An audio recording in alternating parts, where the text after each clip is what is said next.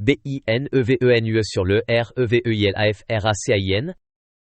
Lors d'un moment particulièrement émouvant de son émission, Steve Harvey reçoit un message inattendu et bouleversant du président du Burkina Faso, Ibrahim Traoré. Ce message, empreint de respect, d'admiration et d'une émotion brute, prend Harvey au dépourvu, le faisant fondre en larmes en direct à la télévision. Ce moment rare et puissant touche des millions de cœurs, alors que deux figures influentes partagent un échange sincère et non scénarisé, profondément humain. Steve Harvey entre sur le plateau de son émission avec son habituel grand sourire. Le public applaudit, acclame, et Steve, plein d'énergie, commence à parler du thème du jour, la puissance du but dans la vie. C'était censé être un segment comme les autres. Il venait de raconter une histoire personnelle sur ses difficultés à grandir dans la pauvreté, quand un assistant de production s'approche rapidement de la scène pour lui chuchoter quelque chose à l'oreille. « Mes amis, on vient de m'informer qu'un message très spécial m'est destiné. Kika. Et il vient d'un endroit auquel je ne m'attendais pas du tout, le Burkina Faso. » L'écran derrière lui s'illumine avec un sceau doré, et ces mots en lettres capitales, message du président Ibrahim Traoré. Le studio devient complètement silencieux. Pas un murmure, pas une toux. Steve, visiblement ébranlé, regarde la caméra et dit doucement « Pourquoi le président du Burkina Faso voudrait-il m'envoyer un message ? Je ne sais même pas de quoi il s'agit. » Il s'assoit, les yeux fixés sur l'écran, et la vidéo commence.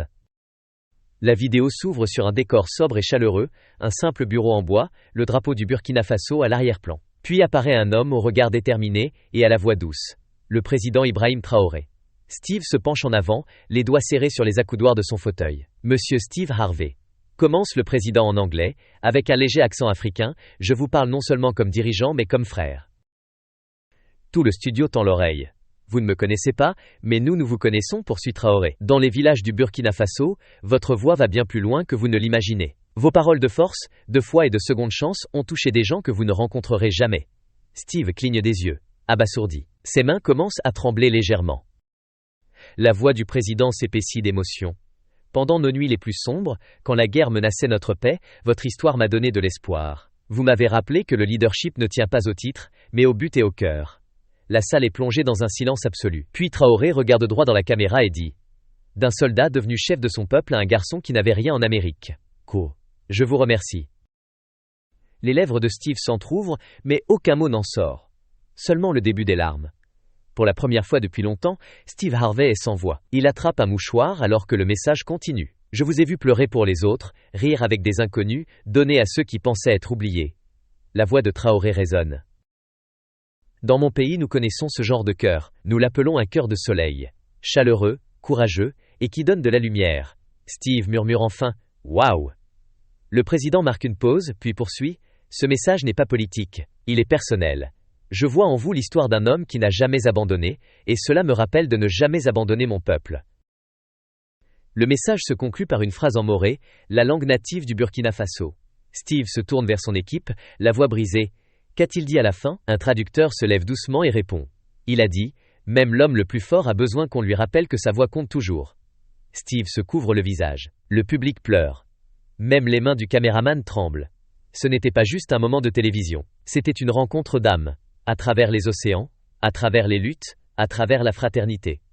Et ce n'était que le début. Steve reste assis en silence, les mains jointes, les yeux brillants. Le public attend, mais il ne peut pas parler.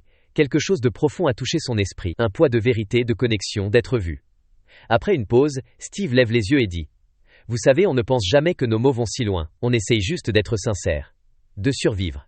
D'aider. » Le public applaudit doucement, mais Steve lève la main pour les arrêter. « Ce n'est pas une question d'applaudissement, dit-il. C'est une question de but. » Dans les coulisses, les producteurs hésitent à lancer la publicité.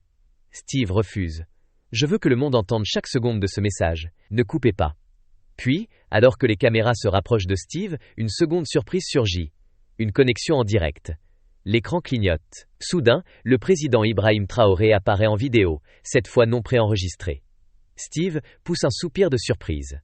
« Monsieur Harvey, » dit Traoré en souriant doucement, « laissez-moi vous parler. D'homme à homme, non pas d'un pays à un autre, mais d'un rêveur à un autre. » Le studio retombe dans le silence. Une tempête d'émotions s'élève, et personne n'est prêt à entendre ce que le président dira ensuite. Traoré se penche vers la caméra, le ton sincère et doux. Vous me voyez aujourd'hui, président, dit-il, mais j'ai été un garçon sans chaussures, je marchais pieds nus pour aller à l'école, je transportais des livres attachés avec une ficelle. Et bien des nuits, je me couchais le ventre vide. Steve baisse la tête. Ses épaules frémissent alors qu'il retient ses larmes. Le président poursuit. À l'adolescence, j'ai vu la guerre de mes propres yeux. J'ai vu des gens abandonnés, mais j'en ai aussi vu se relever. Il marque une pause, puis ajoute quelque chose d'inattendu. Un jour, dans un cybercafé bondé, j'ai vu votre vidéo. N'abandonnez pas. Je ne comprenais pas tous vos mots, mais j'ai compris vos larmes, votre passion, votre douleur. Niet. Et votre espoir. Steve lève les yeux, stupéfait. Vous avez aidé un jeune garçon du Burkina Faso à croire qu'il pouvait être plus que sa douleur. Et ce garçon, c'était moi. Le public pousse un soupir ému. Certains laissent couler leurs larmes. Traoré sourit doucement. Alors, quand j'ai entendu à nouveau votre voix la semaine dernière, parlant du but dans la vie, j'ai su qu'il était temps de vous répondre. Steve se couvre le visage. Et c'est alors que Traoré dit quelque chose d'encore plus incroyable. Le président prend une grande inspiration, puis regarde droit la caméra. Monsieur Harvey, dit-il, vous avez dit un jour que vous vouliez visiter l'Afrique, non pas comme une célébrité mais comme un frère, comme quelqu'un qui veut redonner. Steve hoche la tête, murmurant. Oui, je l'ai dit. Eh bien, sourit Traoré, je veux vous inviter personnellement au Burkina Faso. Pas pour les caméras, pas pour l'attention, mais pour voir ce que votre voix a bâti dans le silence. Le public retient son souffle. Vous avez élevé des esprits à travers les océans. Maintenant, laissez-moi vous montrer les graines que vous avez semées dans notre terre. Les mains de Steve tremblent. Il ne sait pas s'il doit parler ou pleurer. Puis viennent les mots qui le brisent. Il y a un orphelinat à Ouagadougou. Les enfants là-bas connaissent votre nom. Ils prient avec vos mots. Ils rient de vos blagues. Mais surtout, ils croient qu'ils comptent. Mais comme maintenant, parce que vous avez compté. Steve se lève, les yeux pleins de larmes. Le public se lève avec lui, applaudit doucement, beaucoup essuyant leurs propres yeux. Mais Traoré n'a pas terminé. Il regarde l'objectif et ajoute. Dans 7 jours, ils se rassembleront sur la place du village, attendant de rencontrer l'homme dont les mots ont traversé les océans et guéri des cœurs.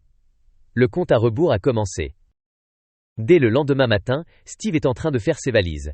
Pas de caméra, pas d'alerte médiatique. Juste lui, un bagage à main et un cœur plein de questions. Le monde s'emballe. Tous les grands médias titrent.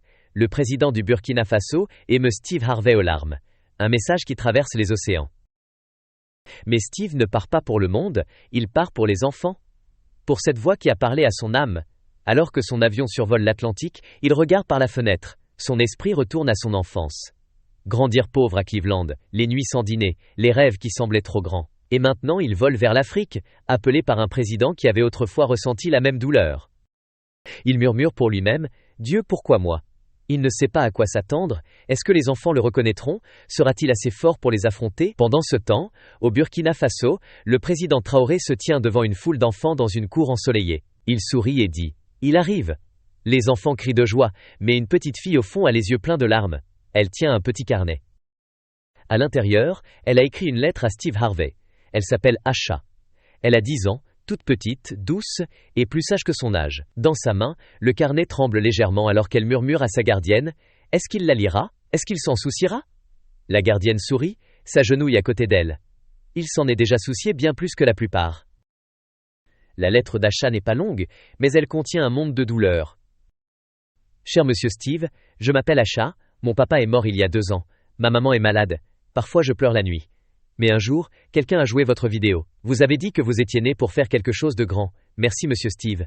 Nous t'aimons. » Des larmes emplissent ses yeux. Le président Traoré s'avance, non pas en costume, mais en simple chemise blanche et tissu traditionnel. Il étreint Steve avec force. « Bienvenue chez toi, dit-il. » Steve ne peut parler. Puis une petite voix s'élève dans la foule. « Steve! Steve !» C'était Asha. Elle s'approche lentement, son carnet tremblant entre ses mains. Elle tend la main. « C'est pour vous ?» murmure-t-elle. Il s'agenouille, ouvre la lettre, la lit en silence. « Blue !» Puis éclate en sanglots, ouvertement, sans retenue. Et chaque personne présente sait que ce n'est pas une simple visite. C'est un rendez-vous divin.